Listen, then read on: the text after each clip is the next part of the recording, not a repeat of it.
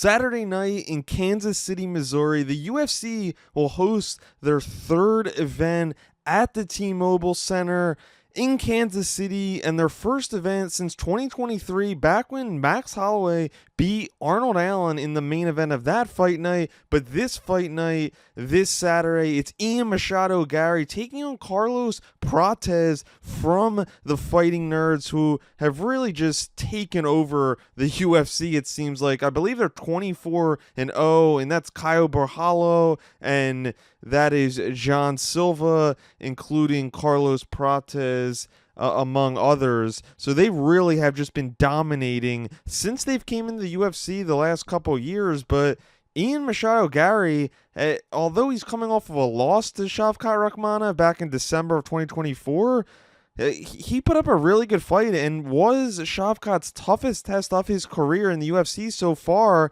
And Gary's 8-1 in the UFC. He had that close loss and still only 27 years old. The future is still bright for Garry, who is trying to get to a title shot with a win over Carlos Prates. He very well could, but Prates, in his own right, is 4-0 in the UFC with 4 knockouts, coming off of a knockout win over Neil Magny back in November. And this guy is just unbelievable. He's won 11 straight fights, 10 straight fights have been won for Prates by knockout. This guy hasn't seen a third round since December of 2019. He's just unbelievable. The power that this guy has is just one of the best and one of the most powerful strikers in the entire welterweight division. And when you break down this fight, although Garry is the taller fighter at 6'3" and Prates is 6'1", Garry actually is the guy with the smaller reach, and Prates has a 3.5 reach advantage. And I think this is a big deal because this is primarily going to be a striking matchup. Both guys excel in the feet, and Garry usually has the advantage when he is the taller guy over his opponents because he uses his reach to keep his opponents at range and kind of dictate the pace of the fight with his impressive leg kicks and his phenomenal striking ability. But this is a matchup where he needs to be careful and he needs to have a more methodical look like he has shown a little bit in the past. But he needs to kind of find that perfect balance of when's the right time to take the perfect shot and when's the right time to have a great defensive mindset and approach. Because if you, for 1 second, if you let your foot off the gas, Carlos Prates has that power to put your lights out. He is that damn good. And I think both of these guys are future title challengers. Prates is 31, as I mentioned. Gary's 27, and the odds makers have it right now. I see it on DraftKings Sportsbook at -162, favoring Ian Machado Garry. Prates, the underdog, at +136, and I'm going to go with my pick right here. I got Ian Machado Garry to win this fight because of the experience factor. He has been in the UFC for over 4 years. He is 8-1 in the UFC. He has over double the amount of fights in the promotion than Prates does. And I just think this fight is one of the best fights in a long time between two up-and-coming contenders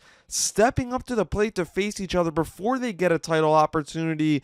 And it's really just two guys that the whole week long, the weeks build to this fight, have just had supreme confidence, and both guys seem unbreakable. Both guys seem like they think this is their moment to propel themselves to the top, and credit to both guys for taking this fight on a couple weeks' notice, because this is a bit of a short notice. It's not a week's notice as we've seen in the past, but they didn't have months to prepare each other. So really credit to these guys for stepping up to the plate, because each one of them is as dangerous as an opponent as you'll find in the welterweight division. And I think the winner of this fight, I don't think they'll get a title shot, but I think they put them right in that kind of, they put them in the conversation, and maybe could even possibly fight a guy like Sean Brady for a legit #1 contendership. But overall, a fantastic main event for UFC Kansas City. Anthony Smith is taking on Zhang Min Yang in the co-main event. This could possibly be his last fight. It's his 60th pro fight. I think he has a lot there and a lot to handle with Zhang because, I mean, Zhang, although he's 18-6 in his UFC career, the guy, all he's done is knock out his opponents the last 10 fights, and he hasn't lost since 2019, so on quite of a run.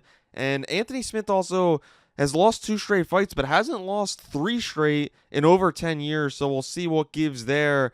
Giga Chikadze versus David Onama in the third fight. Onama is the one riding a 2-fight winning streak, and Chikadze has, although he started his UFC career very strongly, he has lost 2 of 3 fights and he's the underdog in this one, needs to get his winning ways rediscovered here. I just think Onama is the better striker on the feet, and I think he might be better all around, and I think he's stronger, and I think if he inserts his will, I think Onama, as the younger fighter by 6 years, will get the job done for this one. But overall, a pretty good fight night in Kansas City. It's great to always see the UFC on the road. But thanks everybody for tuning in. Please hit that subscribe button, and I'll see you next time.